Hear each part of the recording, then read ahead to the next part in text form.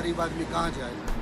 बाहर जाएंगे बिल्कुल काम नहीं है, कुछ नहीं है, रोड पे सन्नाटा छाया हुआ है। घर में आने के जिनके बाल बच्चे हैं, हाँ बीवी बच्चे हैं, वो क्या खाएंगे? मकान मालिक खड़ा हो जाएगा 10,000 रुपये लेने के लिए 10 तारीख पे। कहाँ से दूंगा मैं उसको? फिर घर का कोई सामान बेचूंगा।